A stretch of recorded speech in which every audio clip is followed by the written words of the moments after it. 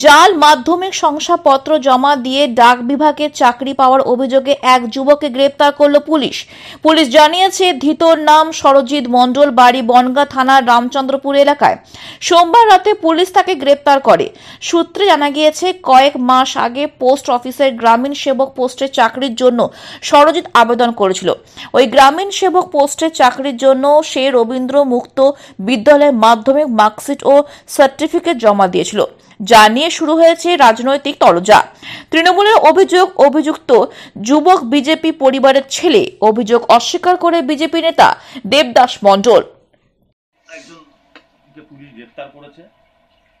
তৃণমূলের অভিযোগ যে সে বিজেপি নেতার আত্মীয়, সে বিজেপি কর্মী,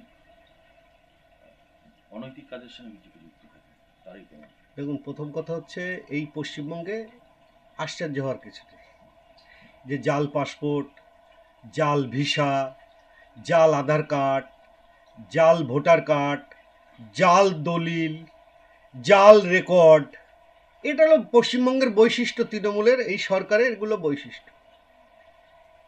আর তৃণমূল যেটা বলছে, ও কালচারটা তৃণমূলের, ওই কালচারের সাথে বিজেপির কেউ যুক্ত থাকে না, ওটা তৃণমূলের কালচার। এই চুরি, চিটিংবাজি, জোচ্চুরি, ফেরেববাজি, এসব তৃণমূলের কালচার। বাংলার মানুষ এটা জানে। করণধর বলে একজন আছে, তারই আত্মীয় গ্রেপ্তার হয়েছে, আপনাদের করণধর নেতা। দেখুন, কর্ণধর আমাদের যুবন নেতা, তার কোন আত্মীয় কোথায় কি করবে তার দায়িত্ব কি তার নাকি? আর তার কোন আত্মীয় সেটাও তো দেখতে হবে।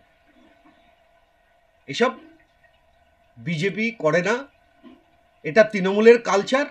এইসব তৃণমূলের চোরচুট্টাদেরই কাজ, তৃণমূলের চোরচুট্টারা এইসব করে। কি করে গ্রেপ্তার হয়েছে এ বিষয়ে কি জানেন, কি বলবেন, কে পরিচয় কি তার?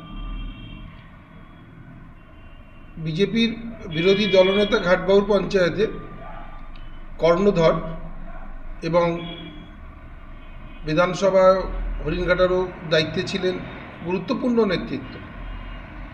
তার নিকট আত্মীয়, যাকে জাল সার্টিফিকেট দেখিয়ে পোস্ট অফিসের চাকরি দেওয়া হয়েছে, এফআইআর হয়েছে, পোস্টমাস্টার করেছেন, তার ভিত্তিতে গ্রেপ্তার হয়েছে। এবং সবটাই ভুয়ো। বিজেপির একদম উপর থেকে নিচ পর্যন্ত দুর্নীতিতে একদম ওদের সিদ্ধহস্ত। যেখানে যতটুকু সুযোগ সুবিধা পেয়েছে সেই অনুযায়ী দুর্নীতিতে ছেয়ে গেছে। এইমসের চাকরি বিজেপির সাংসদ বিধায়কদের বিক্রি করছে। বনগাঁ পেট্রাপোল একইভাবে সাংসদ বিধায়ক তাদের কোটা বিক্রি করছে। যেখানে পঞ্চায়েতে যদি কোথাও এতটুকু জায়গা পঞ্চায়েতের কোনো দখল করে থাকেন, সেই জায়গায় দুর্নীতিতে একদম ঘিরে ধরেছে।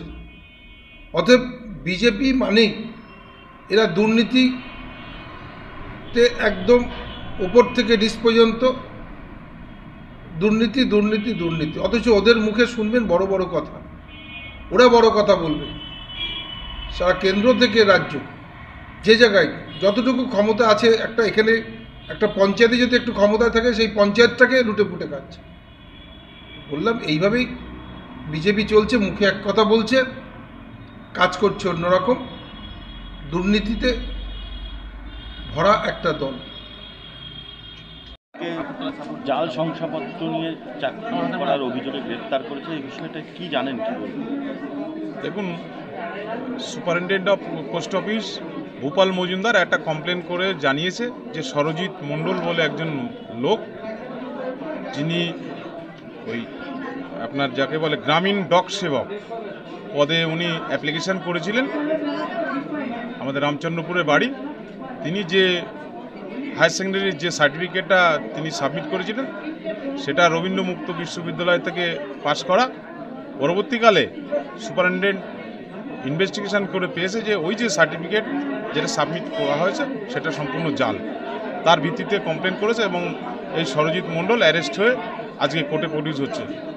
আমরা চাই, যদি ওর সত্যি সত্যি ওর এই সার্টিফিকেট জাল হয়, তাহলে তার সবচেয়ে কঠিন যে সাজা হওয়া উচিত, আইপিসি বা নতুন যে আইন এসছে সেই অনুযায়ী হওয়া উচিত।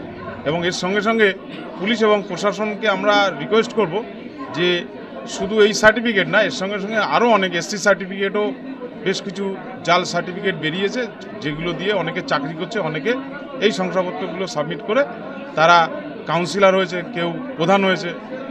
এইগুলো তার সঙ্গে সঙ্গে তদন্ত হওয়া উচিত। ঠিক। আপনার নাম? প্রসেনজিৎ বিশ্বাস, আমি সরকারি আইনজীবী। ওকে।